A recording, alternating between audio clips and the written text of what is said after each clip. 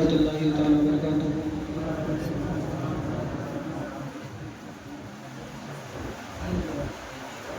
الحمد للہ رب العالمین والعاقبۃ للمتقین والصلاۃ والسلام علی سید المرسلین، اما بعد اعوذ باللہ من الشیطان الرجیم، بسم اللہ الرحمن الرحیم۔ الف لام میم کتاب لا ریب فیہ، صدق اللہ مولانا العظیم وصدق رسولہ النبی الامین المتین المبین الکریم، ونحن على ذلك لمن الشاهدين والشاكرين والحمد لله رب العالمين۔ شمع رسالت پروانوں، غوث و خواجہ کے چاہنے والوں، امام عشق و محبت سیدنا اعلیٰ حضرت عظیم البرکت مجدد دین و ملت الشاہ امام احمد رضا خان فاضل بریلوی علیہ رحمت و رضوان قلم اٹھاتے ہیں اور لکھتے ہیں، واہ کیا جود و کرم ہے شہ بندھا تیرا، واہ کیا جود و کرم ہے شہ بندھا تیرا، نہیں سنتا ہی نہیں مانگنے والا تیرا، اور فرش والے تیری شوکت کا اولو کیا جانے، فرش والے تیری شوکت کا اولو کیا جانے، خوش روا عرش پہ اڑتا ہے فریرہ تیرا، اور میں تو مالک ہی کہوں گا کہ ہو مالک کے حبیب، میں تو مالک ہی کہوں گا کہ ہو مالک کے حبیب، یعنی محبوب و محب میں نہیں میرا تیرا، یعنی محبوب و محب میں نہیں میرا تیرا۔ توحید کے مقبول کو شمع رسالت کا رحمان ہو، آئیے ہم ایک مرتبہ جی لگا کر کے درود پاک کا ذکر کریں، پڑے بابا سے بلند آواز سے اللہم رب محمد صلی اللہ علیہ وسلم السلام علیکم یا رسول اللہ، السلام علیکم یا رسول اللہ، السلام علیکم یا حبیب اللہ، السلام علیکم یا رسول اللہ صلی اللہ علیہ وسلم۔ درود شریف پڑھنے کو کہا گیا ہے، پیچھے والے لوگ خاموشی سے بیٹھے ہوئے ہیں، میں پھر سے کہنا چاہوں گا کہ درود شریف ایک مرتبہ جی لگا کر کے اتنی آواز میں پڑھیے کہ مسجد میں درود شریف کی آواز گونج اٹھے، اور جب آواز گونج اٹھے گی تو ہمارا دل پر ہمارے جو سینوں میں دبی سجادت پڑی ہوئی ہے وہاں تک آواز جائے گی تو انشاءاللہ ہمارے دل کا قسمت کا ستارہ بلند ہوتا ہوا نظر آئے گا۔ جی لگا کر کے درود پاک پڑھے، اللہم صلی علی سیدنا محمد علیہ وسلم۔ صلاۃ و سلام علیک یا رسول اللہ، صلاۃ و سلام علیک یا حبیب اللہ صلی اللہ علیہ وسلم۔ سب سے پہلے میں آپ کو بتا دینا چاہتا ہوں کہ آج کی جمعے کی نماز، جس کو ہم اور آپ الوداع جمعہ کہتے ہیں، سبحان اللہ، الوداع جمعہ کی نماز، اس کو الوداع کیوں کہا جاتا ہے آپ کو پتا ہے؟ الوداع کہنے کا مقصد کیا ہے؟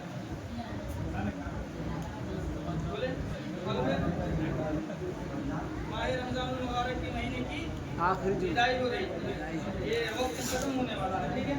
تو اسی لیے یہ ایک مہینہ میں جو آخری جمعہ پڑتا ہے، جس کو ہم اور آپ ماہ رمضان المبارک کا جمعہ، اس کو کیا بولتے ہیں؟ بولے الوداع الوداع کا جمعہ، اس میں ہمارے اور آپ کے دل میں اور یقین ہے کہ یہ الوداع کا جمعہ ہے، اب یہ جائے گا، گزرنے کے بعد کیا پتہ آنے والے وقت میں ہم اور آپ رہیں یا نہ رہیں، بولے نا صحیح بات ہے۔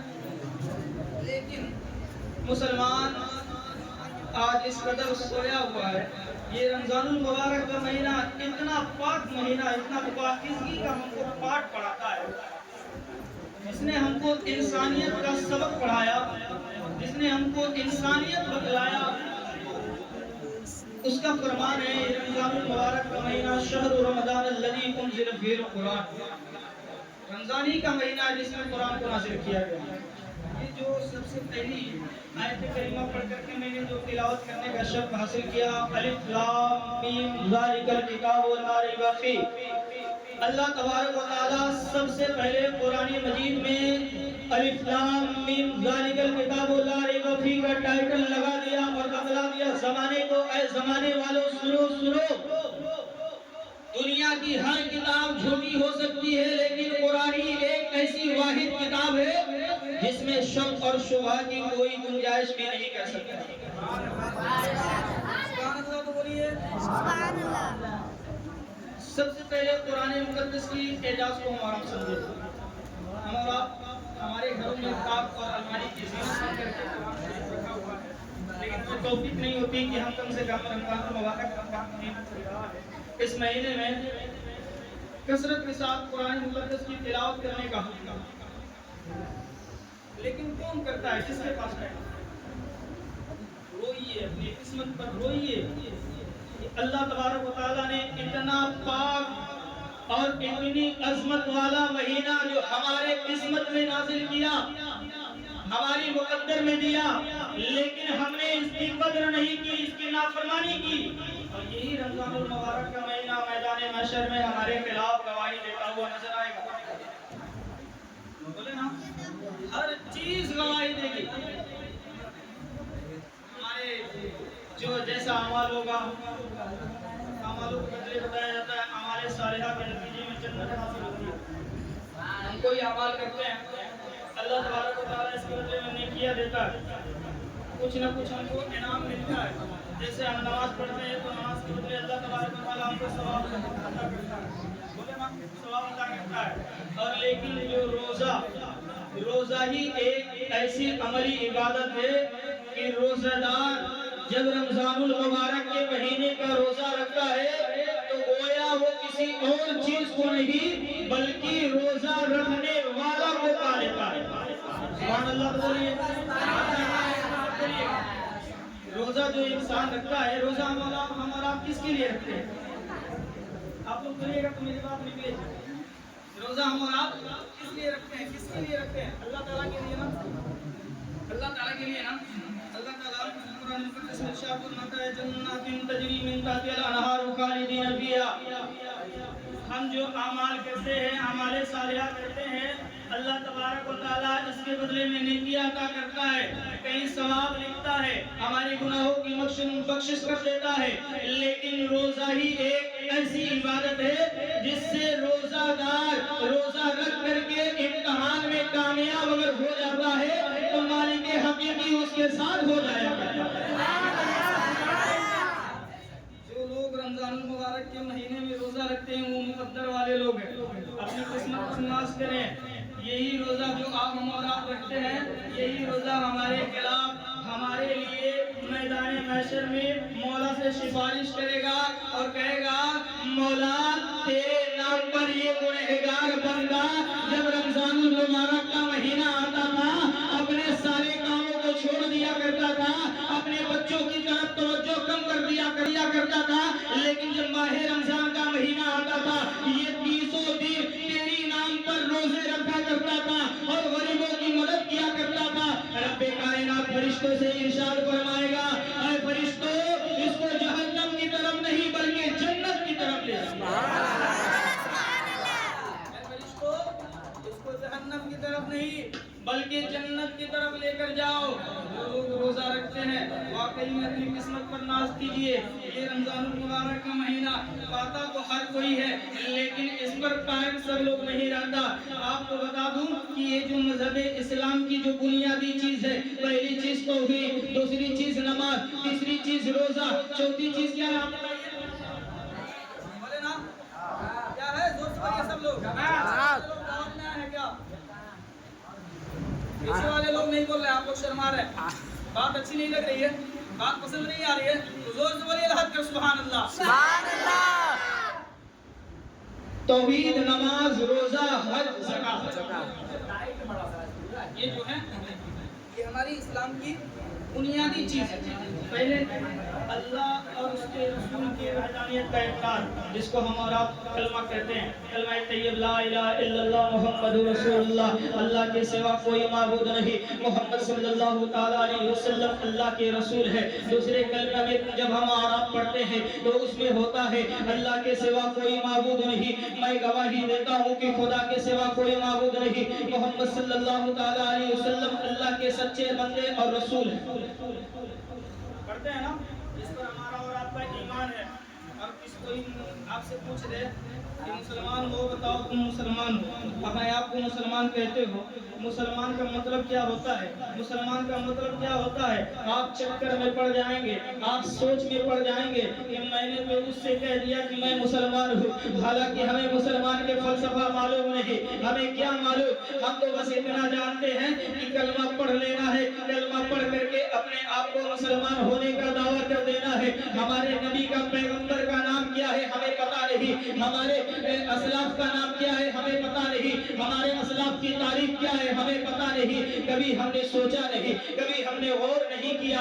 تو ہمیں اگر ہمارے اور آپ کے ذہن میں کوئی سوال کر دے کہ تم اپنے آپ کو مسلمان کہتے ہو، تم اپنے آپ کو مسلمان کس لیے کہتے ہو، آپ سوچ میں پڑ جائیں گے، چکر میں پڑ جائیں گے، بہت سارے لوگ چکر میں پڑ جائیں گے کہ ہم بتائیں تو کیا ہوتا ہے؟ مسلمان کا مطلب ہوتا ہے مسلم ایمان۔ کیا ہوتا ہے؟ مسلم ایمان۔ بولے نزول سے سبحان اللہ بولے۔ مسلمان کا مطلب ہوتا ہے مسلم ایمان۔ اب مسلم ایمان کس کو کہتے ہیں؟ بولیے، مسلم ایمان کس کو کہتے ہیں؟ خدا کو ایک ماننا، یہ ہمارا ایمان ہونے کی دلیل ہے۔ کیا ہے؟ خدا کو ایک ماننا ہمارے ایمان ہونے کی سب سے بڑی دلیل، خدا کو ایک ماننا اور اس کے بتائے ہوئے راستوں پر چلنا، اس کے بتائے ہوئے راستے پر۔ اہدنا الصراط المستقیم، اے اللہ ہم کو سیدھا راستہ چلا، اہدنا الصراط المستقیم، ہم کو اس راستے پر چلا جس پر تیرا اور تیرے بندوں کا انعام ملا۔ لیکن ہم اور آپ اپنے دل کو جھانکیے اور اپنے دامن میں دیکھیے کہ نہ جانے ہم نے کتنے ایسے گناہ کیے ہوں گے، لیکن ہم کو اس گناہ کا تھوڑا بھی ذرہ برابر بھی شرمندہ اور احساس نہیں، لیکن پھر بھی اپنی زندگی کو ہم گزار رہے ہیں۔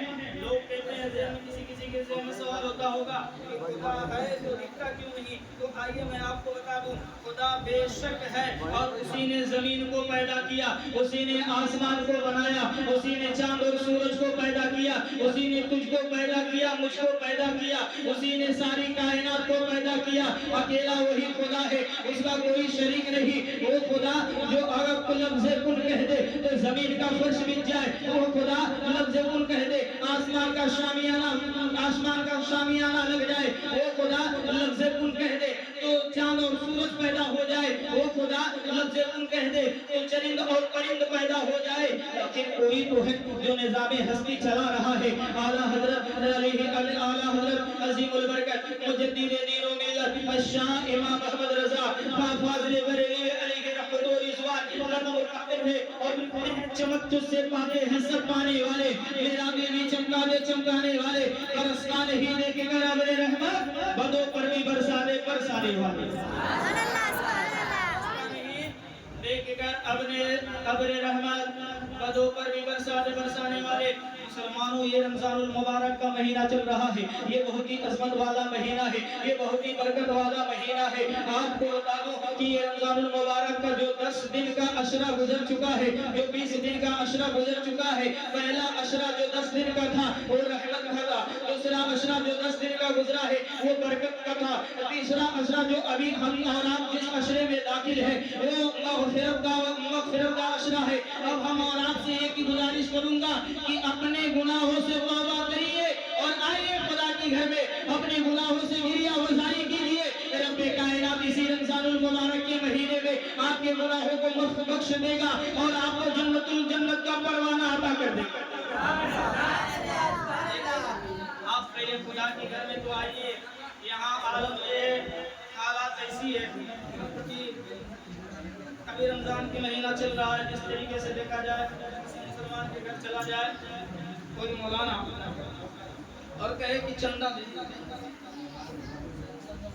بھگاتا تو لوگ نہیں ہے، واپس تو کوئی نہیں کرتا ہے، لیکن 10 روپیہ 20 روپیہ 50 روپیہ 100 روپیہ لوگ دیتے ہیں۔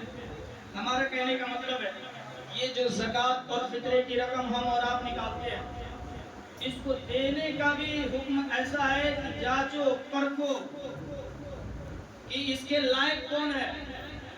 یہ غریب مسکین یتیموں کا حق ہے، مدرسے میں پڑھنے والے بچوں کا حق ہے، لیکن ہمارے اور آپ کے ذہن میں ایسا فطور پڑ چکا ہے کہ ہمارے گھر پر 10 مولانا آئے، 10 کو 100 روپیہ دے دیا اور بتا دیا کہ ہم نے زکوٰۃ اور فطرے کی رقم کو ادا کر لی. ایسے ہوتا ہے؟ خدا کی بارگاہ میں اس کا سب سے بڑا پکڑ ہوگا.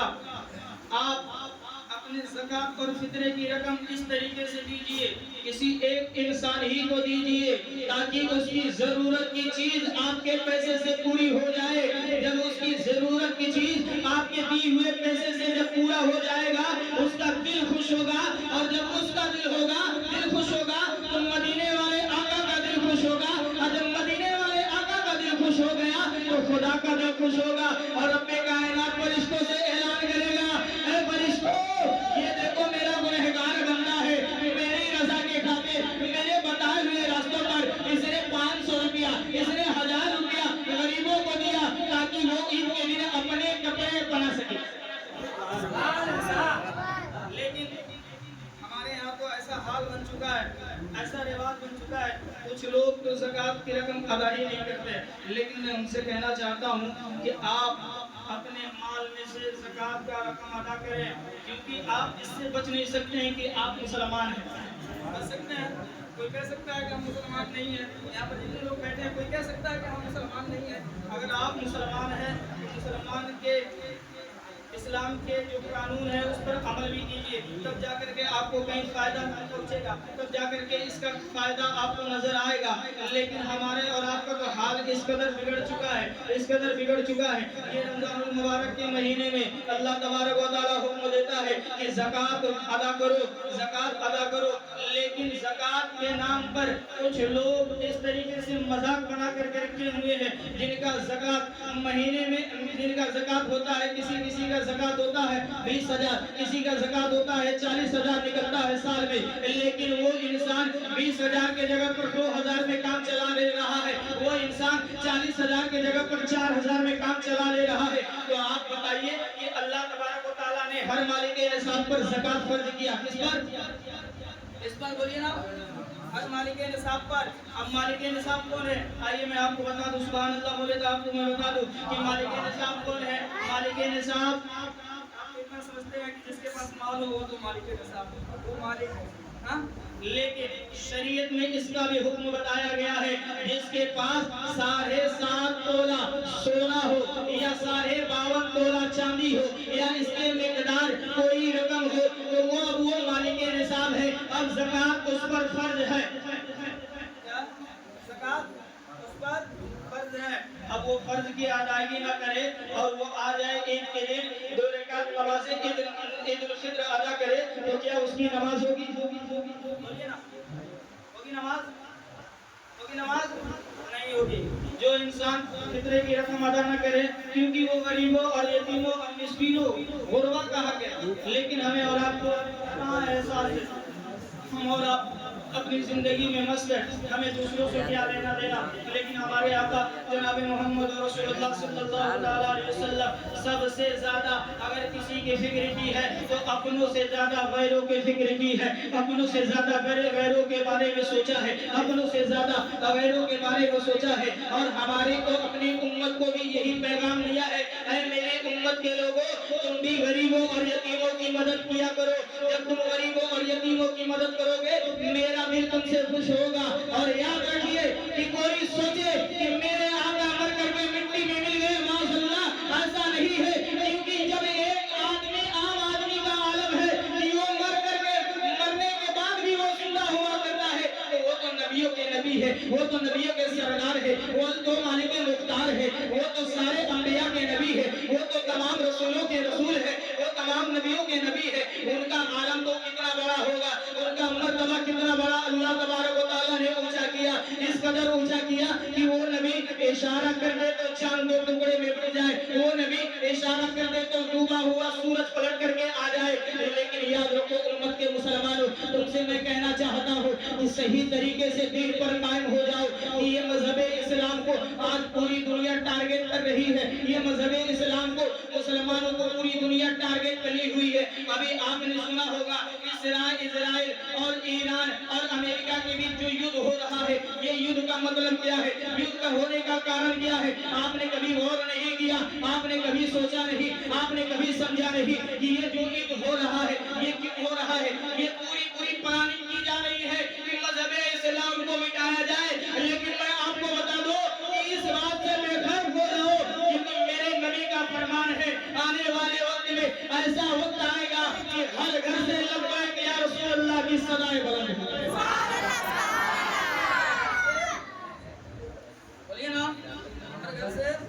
لبیک یا رسول اللہ کی صدائیں بلند ہوگی. مسلمانوں آپ سے میں گزارش کروں گا کہ آپ جو بھی کام کرے عقیدت اور محبت کے ساتھ کرے, خلوص اور محبت کے ساتھ کرے. آپ 10 روپیہ اگر خدا کی بارگاہ میں اگر آپ لگائیں گے, جب تک وہ 10 روپے سے آپ کا کام مسجد ہو یا مدرسہ ہو, جب تک وہ 10 روپیہ آپ کا لگا رہے گا, جیسے مثال کے طور پر کہیں پر مسجد تعمیر ہو رہی ہو, آپ نے ایک اینٹا لگا دیا, اس ایک اینٹے کی آنند تو دیکھیے کہ جب تک وہ آپ کا دیا ہوا اینٹے جو آپ کا دیا ہوا اینٹ جو مسجد میں لگا ہے, جب تک لگا رہے گا وہ اینٹ آپ کے لیے مغفرت کی دعائیں کرتا رہے گا, اور اللہ تبارک و تعالیٰ آپ کے نامے اعمال میں نیکیاں لکھتا چلا جائے. لیکن کہاں کسی کو اگر ہم مسجد کے نام پر کسی سے چندہ مانگنے جائیں 10 روپیہ دیتا ہے, بات حقیقت ہے نا, لوگ 10 روپیہ 20 روپیہ دیتے ہیں اور کہتے ہیں کہ ہم مسلمان, اور کہتے ہیں کہ اللہ تبارک و تعالیٰ سے دعا کیجئے, کہتے ہیں مولانا سے کہ آپ دعا کیجئے حضرت تھوڑا سا میری روزی میں برکت ہو جائے. روزی میں برکت کہاں سے ہو, آپ کی نیت صحیح نہیں ہے, آپ کوئی بھی کام کر رہے ہیں تو ڈھنگ سے نہیں کر رہے ہیں. مثال کے طور پر آپ اپنے گھر میں فاتحہ دلاتے ہیں, آپ اس میں کھیل کرتے ہیں. مثال کے طور پر آپ اپنے گھر میں میلاد کی محفل سجاتے ہیں, اس میں بھی کھیل کرتے ہیں.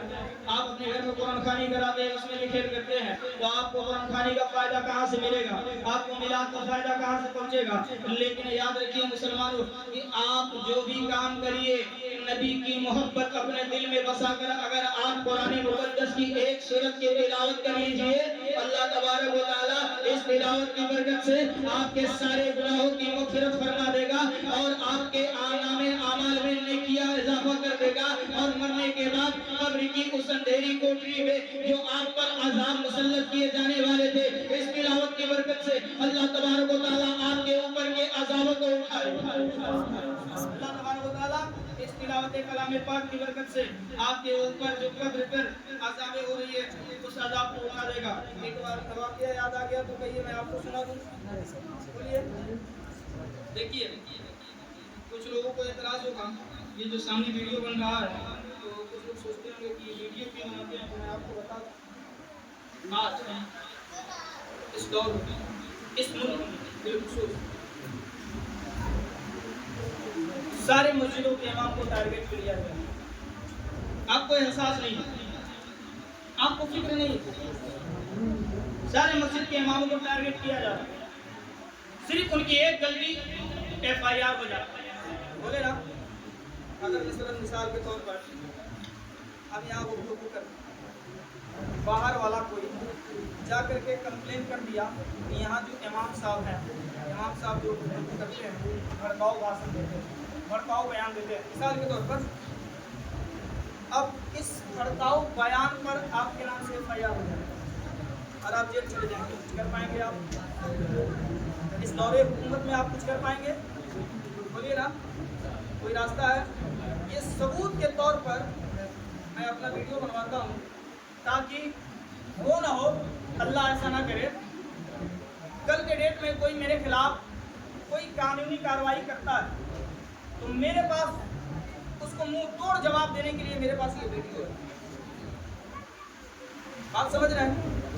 کہیں چھپا کر کے بات کو سمجھانے کی کوشش کر رہا ہوں, کہیں پر بتا رہا ہوں. یہ ویڈیو میرے پاس ایک ثبوت رہے گا. یہ ویڈیو سیدھا ڈائریکٹ جا کر یوٹیوب پہ اپلوڈ ہوتا ہے. تو آپ لوگ اس کو غلط نہ سمجھیں, غلط طریقے سے مت لیجیے, اچھا سوچ رکھیے, انشاءاللہ کامیاب ہوتے ہوئے نظر آئیں گے. سبحان اللہ. بولیے تو واقعہ سنا دیتا ہوں. سبحان اللہ.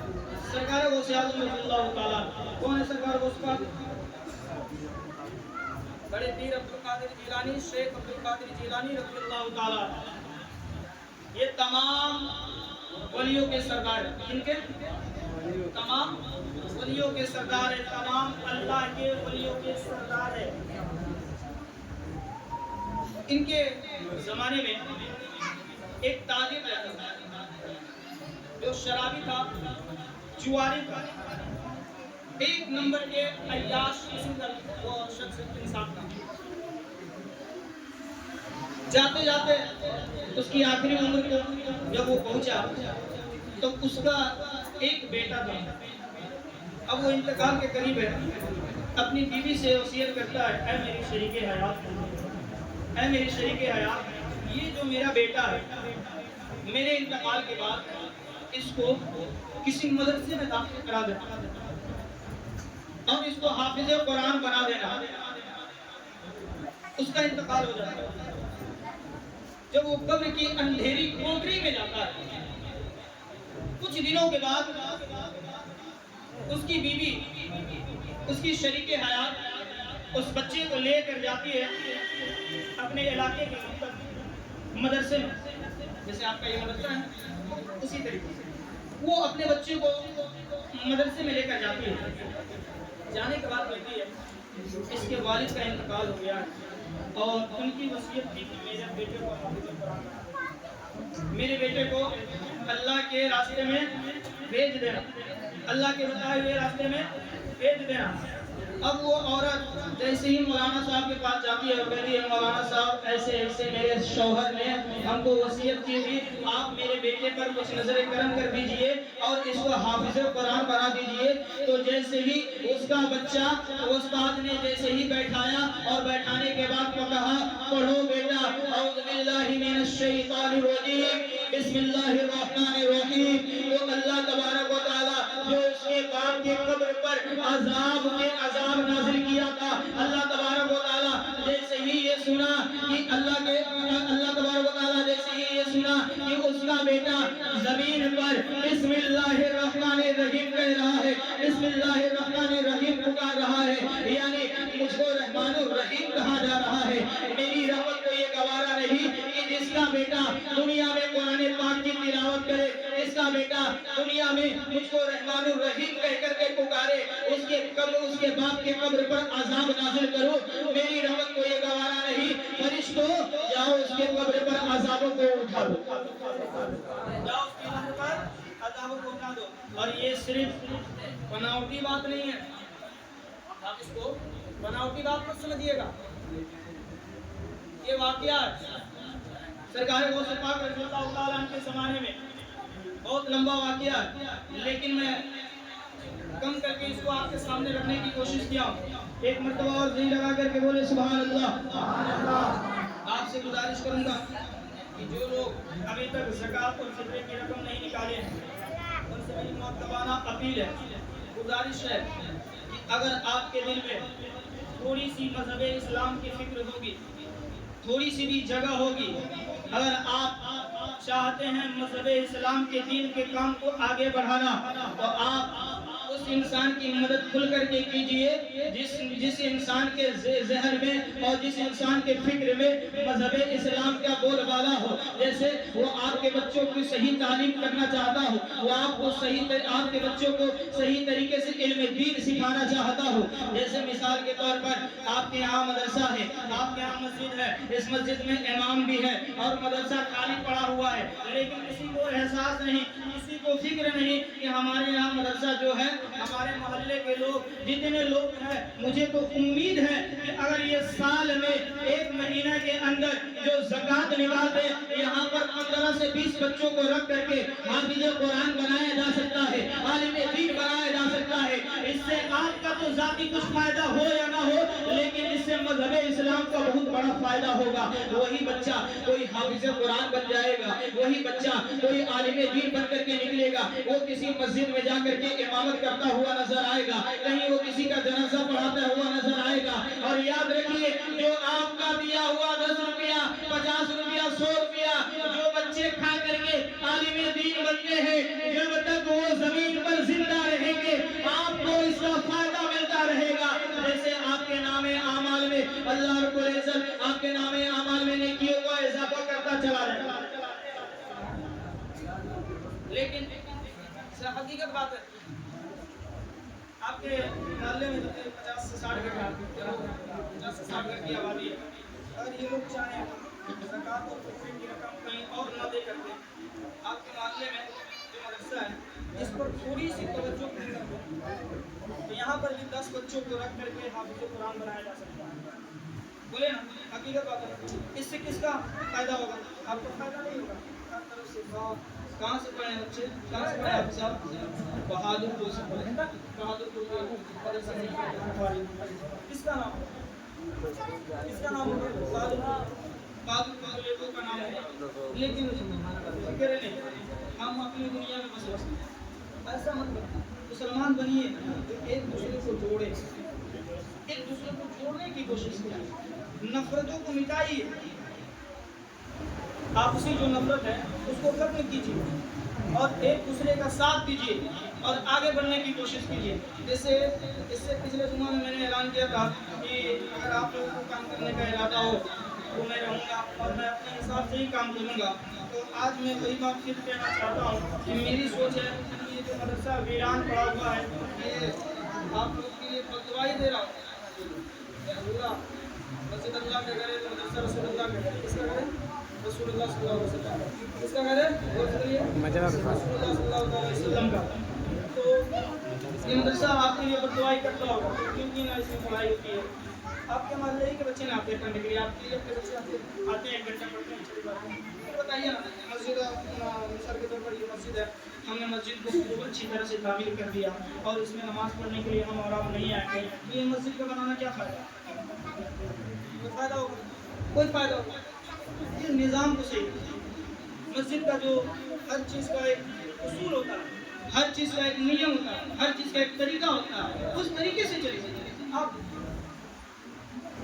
باقی سمجھدار لوگ ہیں، آپ لوگ اپنے ذہن میں دیکھیے کہ ہمارا کہاں سے ہمارے بچوں کا مستقبل خراب ہو رہا ہے۔ اگر آپ کے بچوں کے اندر صحیح طریقے سے اگر دینی تعلیم ہو جائے، آپ کا بچہ کبھی آپ کو گالی نہیں دے، آپ کا بچہ کبھی آپ کو برا بھلا نہیں کہے۔ آج لوگ شکایت لے کر آتے ہیں مولانا صاحب، مولانا صاحب ایک تعویذ لکھ دیجیے، کیا ہوا؟ میرا بچہ ہم سے منہ لگا لیتا ہے اور منہ لگا کے گالی بھی کر دیتا ہے۔ کتنا افسوس ہوتا ہے نا، کتنا شرم آتا ہے نا، بولے نا، صحیح بات ہے نا۔ آج ہوتا ہے کہ نہیں؟ پورا کسی کا ظاہر میں ہے، کسی کا باطن میں ہے، اور میں سب کو جانتا ہوں۔ تو ان سب چیزوں کی کمی جانتے ہیں کہاں سے؟ وہ کمی علم دین کی کمی ہے۔ ہم نے اپنے بچوں کو صحیح طریقے سے تعلیم اور تربیت نہیں دی، جس کی وجہ سے آج ہمارے بچے ہمارے سامنے برابری کا حق مانگتے ہیں، برابر بیٹھ جاتے ہیں، چھوٹے بڑے کا کوئی لحاظ، کوئی ادب، کوئی احترام نہیں۔ یہ ساری کمی علم کی ہے۔ جائیے بڑے بڑے شہروں میں، بڑے بڑے مسلم علاقوں میں جائیے، ان کے بچوں کی تعلیم دیکھیے اور تربیت دیکھیے کس انداز سے ہوتی ہے۔ لیکن آپ نے اپنے بچوں کو کیا دیا؟ اپنے زمین آپ نے اپنے بچوں کو کیا دیا؟ ایک بات اور، پھر اس کے بعد اپنی گفتگو ختم کریں گے کہ میرا اپنا مدرسہ ہے، اس کو ہم ایک مشن کے طور چلاتے ہیں، اس میں 45 بچے ہیں، زیر تعلیم 45 بچے ہیں، اور انشاءاللہ عید کے بعد 10 بچوں کا اور بڑھانے کی کوشش ہے، لگ بھگ 55-60 بچے رہیں گے۔ ان بچوں کو کھلانا پلانا، ہم چاہے جہاں بھی رہیں، نظام ایسا بنا ہوا ہے کہ ہمارے رہنے اور نہ رہنے سے کوئی فرق نہیں، اور سارا چیز ہمارے موبائل پر ہے، اس کو دیکھنا دیکھ سکتا ہے، سارا انفارمیشن، سارا ڈیٹیل۔ اگر کوئی 1 روپیہ وہاں پر بیچتا ہے تو وہ بھی میرے پاس انفارمیشن آتا ہے، اگر کوئی 10 روپیہ وہاں پر کوئی دیتا ہے تو وہ بھی انفارمیشن میرے پاس آتی ہے۔ تو آپ سے گزارش ہے، اگر ہو سکے تو آپ دل کھول کر کے یہ زکوٰۃ اور فطرے کی رقم دل کھول کر کے اگر آپ تعاون کرنا چاہیں تو کر سکتے ہیں، ورنہ میں کسی سے زبردستی مانگنے کی کوشش نہیں کر رہا ہوں، میں بس بتا رہا ہوں کہ جو آپ کے نزدیک آپ جس کو مطمئن پائیں، جس پر آپ کا ایمان پختہ ہو، جس پر آپ کا یقین پختہ ہو کہ یہ انسان صحیح ہے اور اس انسان کی بڑھ چڑھ کر کے مدد کرنی چاہیے، تاکہ اس سے ہمارا اور آپ کو کچھ فائدہ ہو یا نہ ہو، لیکن مذہب اسلام کا ضرور فائدہ۔ اس فکر کے ساتھ ہم اپنی زندگی کو گزارا کرتے ہیں۔ اگر آپ کے پاس بھی مذہب اسلام کا درد ہے تو آپ بھی اپنی زندگی میں انقلاب لائیے۔ دیکھا نہیں آپ نے کربلا کے میدان میں کس قدر امام حسین نے اپنے خاندان کو قربان کر دیا؟ ان کو قربان کرنے کی کیا ضرورت ہے؟ اگر وہ چاہتے ہیں تو یزید سے سمجھوتا کر لیتے۔ یزید کا کہنا تھا کہ اسلام میں شراب کو جائز قرار دے دیا جائے، اسلام میں زنا کو جائز قرار دے دیا جائے، حرام اور حلال کی کوئی تمیز نہ ہو. یزید تو یہی چاہتا تھا نا. لیکن حضرت امام حسین نے صبر کا دامن چھوڑا اور ڈٹے رہے اپنی قائم پر. چاہے کچھ بھی ہو جائے، اولاد کی بازی دینا پڑے تو دے دوں گا، مال کی بازی دینا پڑے تو دے دوں گا، اپنی گردن کی قربانی دینا پڑے تو دے دوں گا، لیکن نبی کی شریعت پر کبھی آنچ نہیں آنے دوں گا. ہماری زندگی جو ہم اور آپ کی جو زندگی چل رہی ہے، یہ زندگی کوئی زندگی نہیں. قطرے حسین لائے، قطرے حسین تشریف عمر کے یزید ہے. اسلام سے اللہ ہوتا ہے ہر کربلا کے بعد. اپنے آپ کو سنبھالنے کی کوشش کریں. آپ بکھرے ہوئے ہیں، اور جو آپ کو سنبھالنے کی کوشش کرتا ہے اس کا ساتھ دینا چاہیے. اس کے اوپر ٹپنی کرنی چاہیے. چاند پر بات کرتا. ویسا انسان بہت کم ملتا ہے جو لیڈر کھڑا ہو کر کے مائک پر آپ کو گفتگو کر دے. یہ جگہ ایسی جگہ ہے، یہاں آنے سے پہلے چاہے وہ میں ہی کیوں نہ ہوں، 10 منٹ پہلے ممبر رسول پر جا کر کے کیا گفتگو. ہر کوئی آ کر کے ممبر رسول پر گفتگو کر لے گا. سمجھنے کی کوشش کیجیے اور اپنے آپ کو صحیح دشا میں لے جائیں، کیونکہ اسی میں ہماری زندگی ہے اور یہی ہماری کامیابی ہے. کیونکہ اللہ تبارک و تعالیٰ ایک شعر کہتا ہے کہ عمرے دراز مانگ کر لائے تھے 4 دن، 2 آرزوئیں کر گئے 2 انتظار. ہماری جو زندگی ہے بس 4 دنوں سے کرنی چاہیے. ہم اور آپ جمعے کے دن نماز پڑھنے آتے ہیں، جمعے کی نماز 14 رکعت ہے، لیکن شرم نہیں آتی ہم کو 2 رکعت پڑھ کر کے بھاگتے ہیں. ایسے لگتا ہے کہ مسجد کے اندر آپ کو مار کے کیا بولے. افسوس ہوتا ہے دیکھ کر آپ مسلمان ہیں، ہفتہ میں 1 دن نماز پڑھنے کے لیے آتے ہیں. روزانہ تو توفیق نہیں ہوتی، ہفتہ میں 1 دن نماز پڑھنے کے لیے آتے ہیں.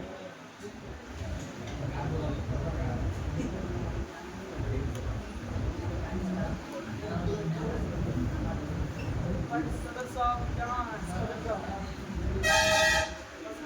آپ اعلان کر دیجیے. صدر صاحب آپ کے سامنے 10 منٹ 5 منٹ بولیں گے. الوداع جمعہ ہے، تھوڑا سا ٹائم 5 منٹ بڑھ جائے تو اس کا خیال رکھیے. الوداع جمعہ ہے.